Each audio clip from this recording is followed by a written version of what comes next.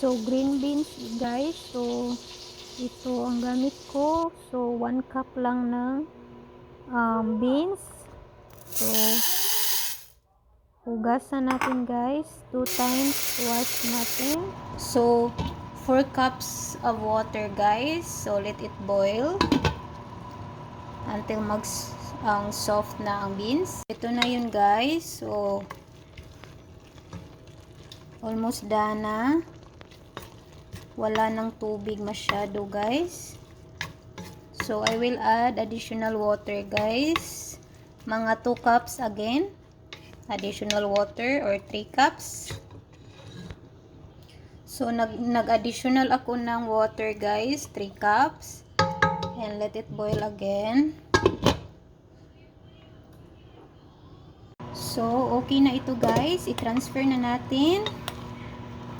So looks like this guys ang ating beans. So i-transfer na natin guys. So be careful kasi hot, baka mapaso tayo. So mag-init tayo guys, ilagay natin ang meat, ang fat ng pork. So gagamitin ko ito yung fat sa pork guys, para meron tayong oil. So ilagay ko siya until mag-oil siya guys, para mag-isa tayo sa garlic at onion. So maghintay tayo until mag-oil yan. So I will add a little bit of olive oil guys, kasi napakatagal ang hindi pa nag-oil ang fat. Isunod natin, follow natin ang onion, garlic guys, mix natin.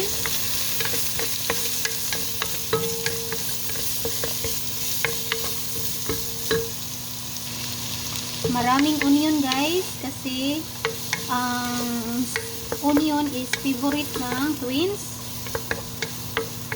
Mostly maliit lang ang garlic ko ilagay guys, kasi ayaw nila ng garlic. So mas marami ang onion natin. Follow natin ang ating pork. You can use also chicken breast or pork guys, whichever ang gusto ninyo na meat, chicken or pork, pwede. And then next, ilagay natin ang ating, so lagay natin ang black pepper guys, sakto-sakto lang ang black pepper, and garlic powder guys. And then gagamit tayo ng chicken cubes or pork, pwede. So i-mix natin.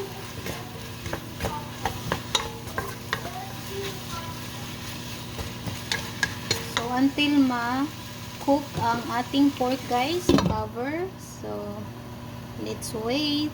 So habang naghihintay tayo sa pork guys, mag-slice tayo ng spinach. So ito pala yung spinach guys. So this is already washed. So napaka-laki ng spinach natin guys. Napaka-healthy. Napaka-healthy. So slice natin ng maliit guys. So small lang yung size.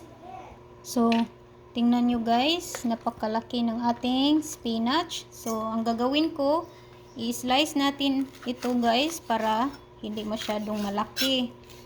So ganito lang guys ang size natin ng ating spinach, o alugbati sa Tagalog, alugbati.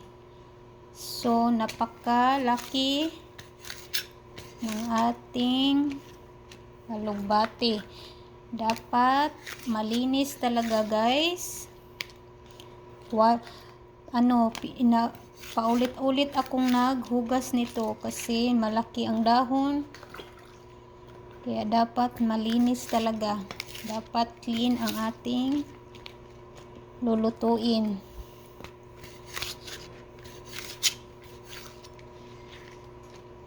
Sobrang lucky talaga guys. Ito oh, sobrang lucky guys. Parang maliit pa ang aking kamay. Mas small pa ang hands ko guys kaysa spinach.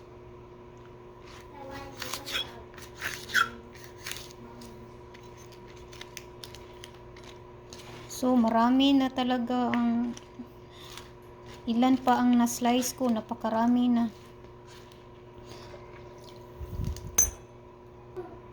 Ilagay ko dito guys at uulitin ko siyang hugasan. Uulitin ko siyang hugasan guys.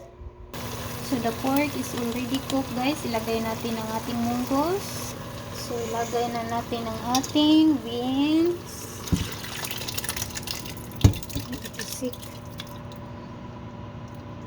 So ganyan lang. So ito na yun guys.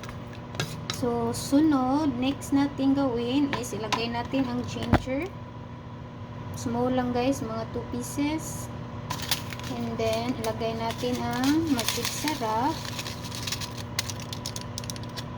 At ilagay natin ang ating spinach. Ilagay natin ang spinach o alugbati.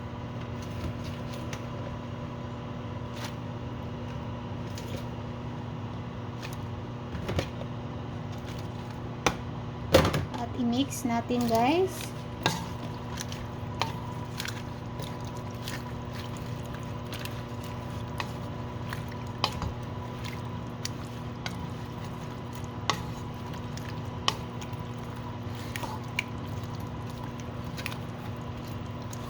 Favorite ito ni Aaron guys. Para alam niyo guys, gustong gusto ito ni Aaron. Favorite ito ni Aaron guys at sa aking mga anak.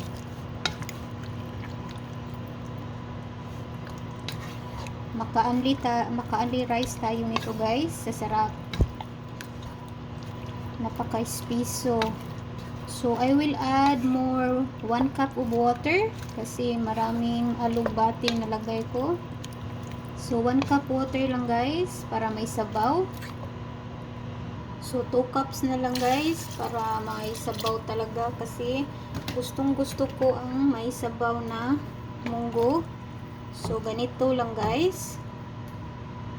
So 2 cups again ng tubig. And then kung maluto na ang alugbati, ready to serve. So kung mag-boiled na guys, ay tapos na.